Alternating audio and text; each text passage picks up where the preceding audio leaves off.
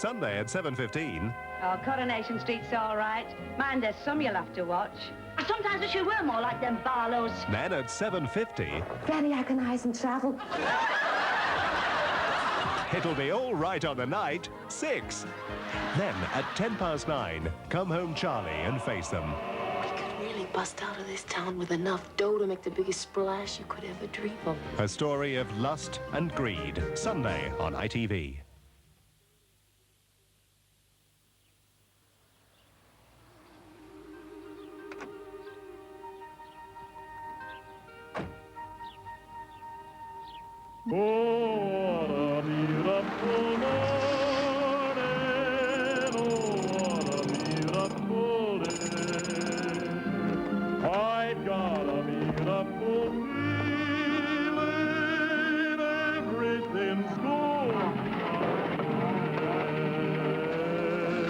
In this beautiful world of ours, it's comforting to know that all new Polos come with a catalytic converter which reduces toxic exhaust fumes by up to 90%. The new Volkswagen Polo. Cars don't come any cleaner.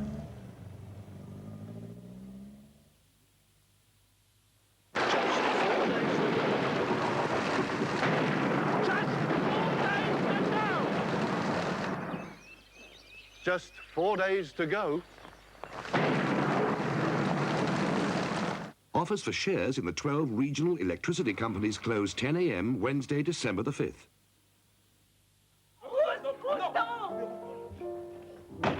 Love is the greatest thing, the oldest yet, the latest thing. I only hope that fate may bring love story to you. Oh! Ah. Oh.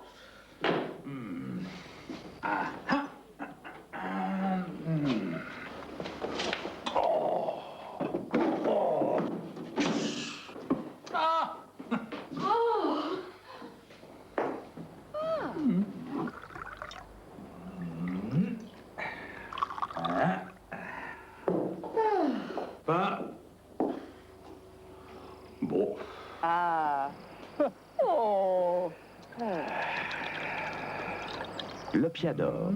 Oh. A bit of luxury for Aunt Jane. Perfume for Cousin Kate. A toy for little Tommy. What a blooming good idea for young Freddie. I've even got something for the old dear. There's a Christmas present for everybody at Boots.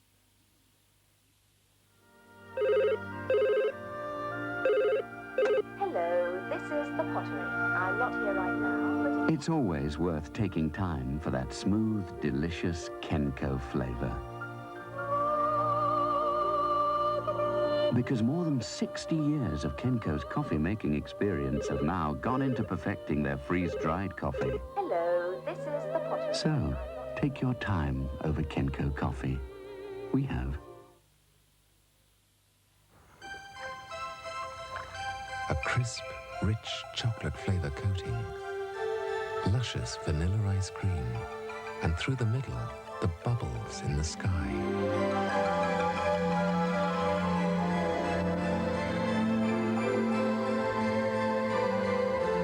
Sky is the new choc bar experience from Walls. You can get carried away by the bubbles in the sky. Sunday at 2:55 on ITV. Join us for exclusive coverage of Arsenal versus Liverpool, a soccer classic. Live on Sunday, only on ITV. Worldwide on December the 1st, we stop and think about AIDS. The World Health Organization's World AIDS Day. It's not just a man's problem, women get it too. A special night of television starts with Alison. I'm 23 years old, and I have AIDS. The bold TV movie An Early Frost, the first ever to tackle AIDS. Silent Screen, Hollywood and the AIDS crisis. And the global impact of AIDS. World AIDS Day is for you, tonight on ITV. This is YTV. It's almost 10:15. Time for the news.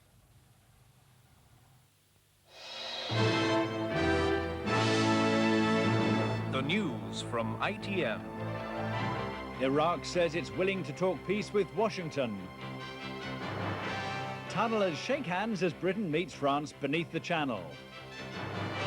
Dennis does the shopping for the Thatchers of Dulwich. And the goal that put Crystal Palace third in Division 1. Good evening. Iraq has accepted America's offer of peace talks on the Gulf crisis. A statement from Iraq's ruling Revolutionary Council, led by Saddam Hussein, said Iraq will endeavour to follow up and broaden any window for dialogue rather than the language of threats.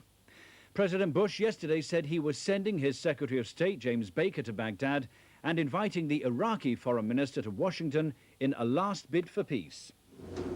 Tonight, America's senior diplomat in Baghdad, Joe Wilson, set off for Iraq's foreign ministry to deliver the official invitation to talk. Clearly, it's to follow up on the president's initiative last night. Earlier, the government here had been complaining they'd only heard of the offer through the media. From the tone of Iraq's own television media, it was clear the president had made up his mind. The newscaster quoted from the Quran that when your enemy talks of peace, you should do the same. But Saddam Hussein's acceptance of the olive branch was tempered with the usual rhetoric. He accused the United States of arrogance and, not to be outdone, set his own conditions. Like America, he would also invite ambassadors of his choice, and Palestine would form the center of any dialogue. Interestingly, there was no mention of Kuwait. But diplomats here tonight believe President Saddam has no option but to agree to talks. On the streets, the atmosphere had already changed. A massive anti-American demonstration due to have taken place outside the United States Embassy was suddenly moved by official order. The tone, more muted than usual, suggested an easing of tension. As Iraq remembered its war dead at the Dome of the Martyrs, there was another significant sign of intent from both sides. The American charge d'affaires unexpectedly joining Britain's Harold Walker and other Western ambassadors to pay their respects. Subtly, the protagonists are paving the way for peace talks. The Iraqis, who lost 250,000 soldiers fighting Iran, know it could be their last hope of averting another crippling war. Jeremy Thompson, ITN, Baghdad. One of the commanders of the multinational force in the Gulf has been to see Britain's desert rats in action. The Saudi prince Khalid bin Sultan joined them on exercise. He said he hoped Saddam Hussein would come to his senses. For the soldiers in this remote desert camp, the arrival of the Saudi prince was seen as a vote of confidence in Britain's military commitment. Prince Khalid is the commander of all forces in Saudi Arabia, trained at Sandhurst, a military leader who needs no evidence that Britain can fight in the desert. But evidence he got as the 7th Armoured Brigade pounded positions in the distance. Prince Khalid watched from the lead Challenger tank as men from 21 Engineer Regiment bridged ditches similar to those dug by the Iraqis around Kuwait City. Morale among the desert rats is without doubt high. Prince Khalid promising that Saudis will fight and, if necessary, die alongside them. That's the least we can do to our friends and our brothers. That if there is any bloodshed, I can assure you, Saudi forces will be the first to take it. The British message to the Saudi prince is clear. They're ready to be part of any armoured thrust into central Kuwait. And today's exercise has shown that while diplomacy is underway elsewhere, in the desert, they're preparing ceaselessly for war. Robert Moore, ITN, in eastern Saudi Arabia. For the first time since the Ice Age, it was possible today to walk from Britain to the continent. Just after 11 o'clock this morning, engineers joined the two sides of the Channel Tunnel, allowing a stream of people to make the historic journey from one side to the other.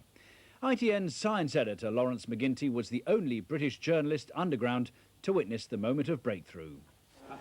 At 12 minutes past 11 this morning, we watched French tunneler Philippe Cosette pick up his drill. On the other side of the wall of chalk only a few inches thick, his British counterpart, Graham Fagg, was drilling too.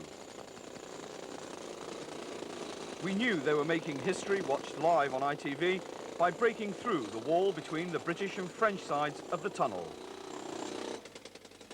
They're through! They're through! They're through. Hey! There's the handshake we've all been waiting for, the Fag and Monsieur Cosette. The French Transport Minister and assembled VIPs applauded as the two tunnellers exchanged national flags. Watched by a large crowd at the surface on video, they widened the hole until they could walk through.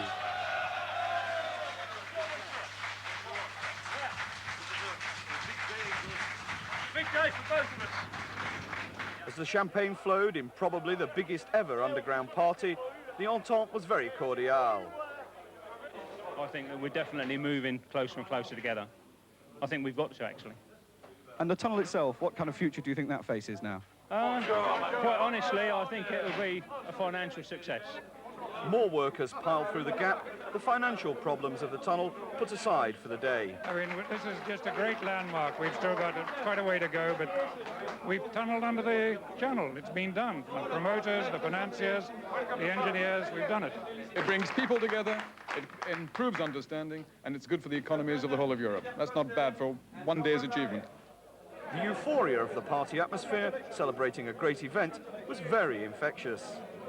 When, of course, all this is over tomorrow, there'll be another job to do and the tunnel digging will have to go on. But for the moment, this is one of the best parties I've been to. When the train carrying the two breakthrough tunnellers and the VIPs arrived at the British side, formalities were reimposed. Even the Transport Secretary had to have his passport stamped because he'd been in France, if only in the French part of the tunnel. Lawrence McGinty, ITN, in the Channel Tunnel. Labour has accused the government of still being in disarray over Europe, despite a new face at number 10. The Deputy Leader, Roy Hattersley, poured scorn on John Major's plan for a new document outlining the government's policy on economic and monetary union. The Majors, minus a son, paraded outside their own comparatively modest home in Cambridgeshire rather than go to Chequers, the Prime Minister's official 1,000-acre country estate. Smiles all round, and with reporters excluded, there were no awkward questions on policy, as he prepares to lead a party still breathless from the leadership battle and in search of a policy on Europe which will unite them. Labour today rubbished the Prime Minister's proposal to prepare a new paper on the government's approach to monetary union. There's no way that the Conservative Party can be united over Europe. They have at one extreme people who are Europeans before they're British, and at the other people who are Little Englanders who won't play the proper part in Europe, the proper part which is best for the British people. They're two irreconcilable extremes in the Tory party, and what we're likely to see is a fudge. And he's convinced the Tories' lead in the opinion polls won't last long. I think it's a blip, and I think it's a blip which will disappear shortly after Christmas, even if it lasts that long. Meanwhile, in Dulwich, while there was no sign of Mrs. Thatcher, her husband Dennis set off with a shopping list and an empty basket to get the weekend's groceries. Shortly afterwards, the man who said for some years to have relished the prospect of his wife retiring returned relaxed and smiling, his basket full. Mark Webster, ITN, Westminster. A former UDR soldier has been shot dead and his wife seriously injured while visiting the site of their new home in Kilray, County Londonderry. The gunman drove off after the attack but then did a U-turn and came back to shoot his victim a second time. The former UDR man and his wife were visiting the site of their new home, which he'd been building himself, when a gang of gunmen opened fire. Bertie Gilmore died instantly. His wife Annie was seriously hurt and is undergoing emergency surgery. As police and army sealed off the scene, his daughters were comforted by a neighbour. The two of them are obviously shattered, as to be expected. Everybody that I've been talking to around here is shattered, because Bertie was he was a very well-known character in the area, and everybody just finds it hard to believe that he's dead. The gunmen fled from the scene and then returned there and opened fire a second time, whilst a local nurse was giving Mrs. Gilmore first aid. The nurse wasn't hurt, but her car was rammed in the second getaway. Police are puzzled as to why the gunmen returned to the scene to open fire again on their victims. It was a close-range attack, and the man and woman were almost certainly hit in the first burst of gunfire. Jonathan Munro, ITN, in County Londonderry. The government's chief medical officer, Sir Donald Aitchison, has warned that women mustn't be complacent about the risk from AIDS. He's urged women who think they may be at risk to come forward to be tested. His warning came as demonstrators marched to Downing Street to mark World AIDS Day. Sir Donald Aitchison used a visit to London Lighthouse, the AIDS Counselling and Help Centre, to stress his message that choice of sexual partner should determine whether women as well as men should take an HIV test. People who have had unprotected vaginal intercourse with a stranger, particularly if that person has been at risk, himself or herself, in respect of being a drug abuser, or in those parts of the world where the prevalence of the infection is high. He's also concerned by studies indicating that many women don't believe that AIDS is likely to affect them. It's a belief that staff at London Lighthouse are keen to dispel. I do hope that young women will not wait until they are personally affected by HIV, either by finding that they've contracted it themselves or by finding that they have a friend who's contracted it. That won't be a surprise by the year 2000. At the moment, people are surprised when they hear about a woman with HIV.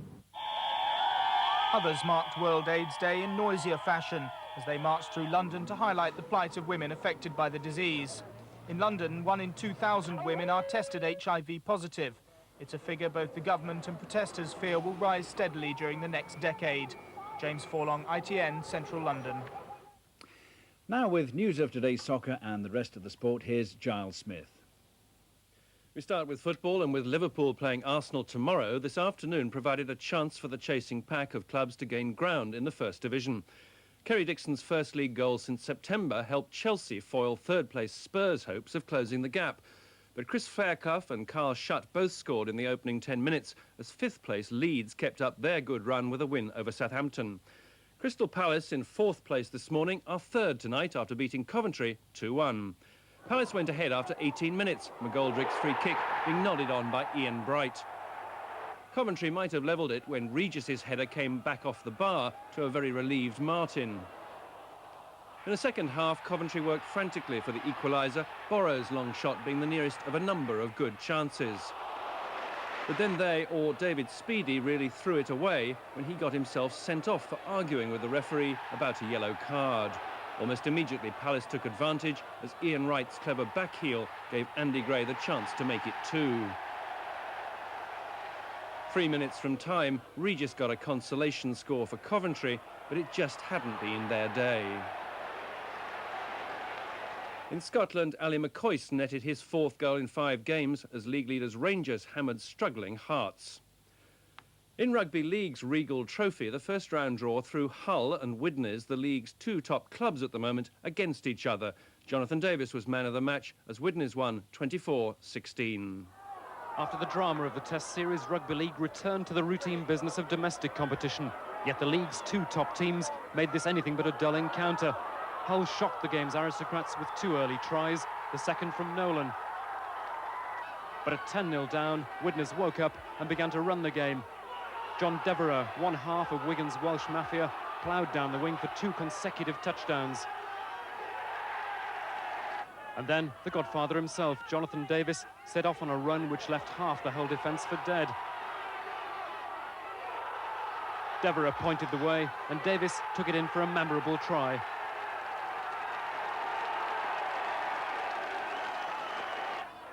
Into the second half, Martin Afire turned his marker inside out to push Widnes further ahead. Yet even then, Hull almost pulled back to level it. Mackie dodging over to bring his team within 4 points of Widnes. And minutes later, the key moment of the match, the Hull pack herring through, and the lone figure of Davis somehow surviving. It probably saved the game. Peter Staunton, ITN Sport, Norton Park. In racing, Desert Orchid was convincingly beaten in the Tingle Creek Chase at Sandown. The nation's favourite racehorse drew another huge crowd of admirers for his second outing of the season with new jockey Graham Bradley. For a while, his famous jumping style kept him at the front, but halfway round, his young challengers took advantage of the huge amount of weight he was giving them, and by the last, he was well beaten. Martin Pipe's Sabin du Loir seemed to have the advantage, but young Snugfit was strongest at the line to give Jamie Osborne his second big win in a week. And that's the news this evening. ITN bulletins continue through the night, but from all of us on the weekend team, a very good evening to you.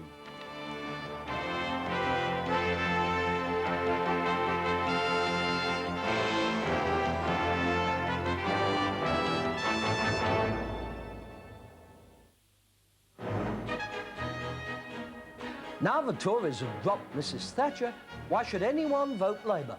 I'll be interviewing Roy Hattersley, Labour's deputy leader, on Sunday at 1:10 on ITV.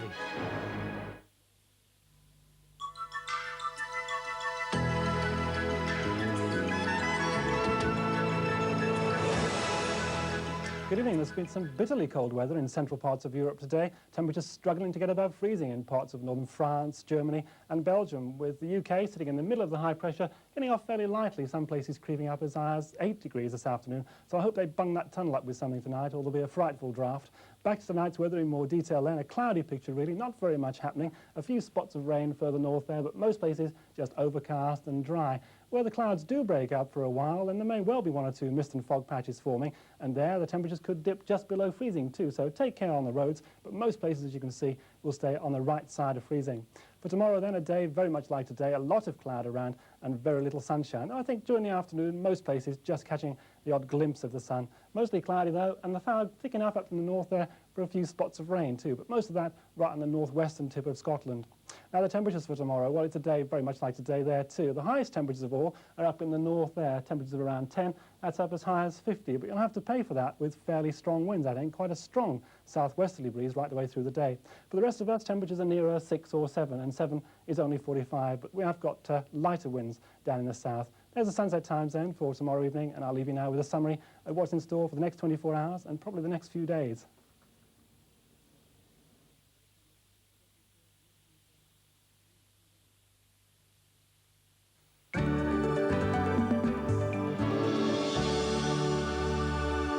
The rest of the night will be dry with a good deal of cloud and a light westerly wind. A few breaks are likely here and there, but temperatures will fall no lower than 1 degree centigrade, 34 Fahrenheit, and ground frost will be confined to just a few places. Tomorrow will also be dry. All districts will have another mostly cloudy day, and any sunny intervals will be brief. Westerly winds will remain light, and the temperature will gradually climb to a maximum of 7 degrees centigrade, that's 45 degrees Fahrenheit. Well, that's the forecast. This is the summary for tomorrow. A look at the rest of tonight's viewing here on Yorkshire. At 11 o'clock, we begin a series of programmes to mark World AIDS Day, when a young American woman gives her account of what it's like being a sufferer. And that's followed by one of the first films ever to deal with the subject, An Early Frost. At 1:20, art critic Charles Champlin explores the impact that AIDS has had on the Hollywood community. These are the programmes for later tonight here on Yorkshire.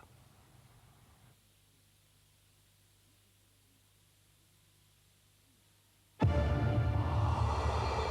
night I dream of many things, some of which I plan and save for, some of which I achieve. When I was young, I wanted to see Africa, to run away. And so I traveled, but never left. My dream changed. I became us, became a family. And while dazzling things dazzle me still, my values hold dear other dreams. My home, my daughter's freedom to be, to achieve. My life with the man I still love. Simple dreams I dream. At night, during the day.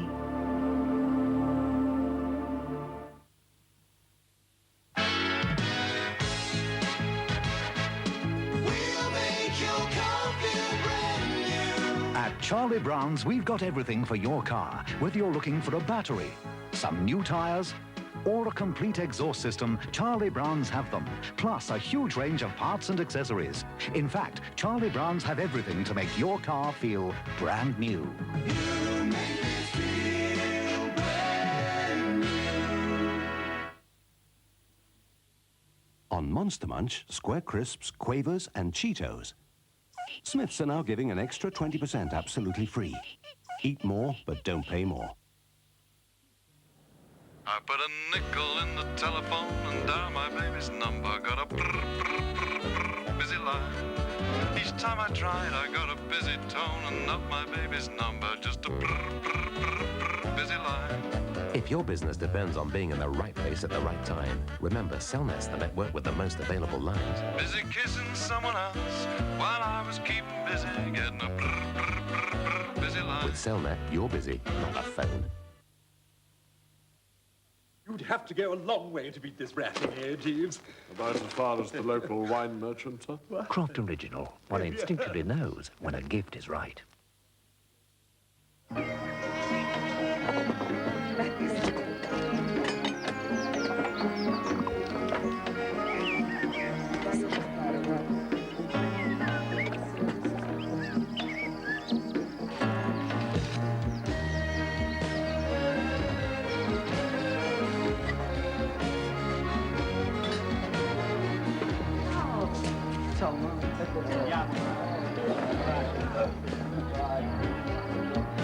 Napolina, grazie. È la prima volta che le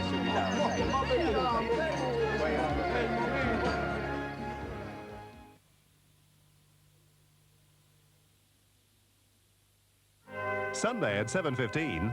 Oh, Coronation Street's all right. Mind, there's some you'll have to watch. I sometimes wish you were more like them Barlows. Then at 7:50, Very agonising travel.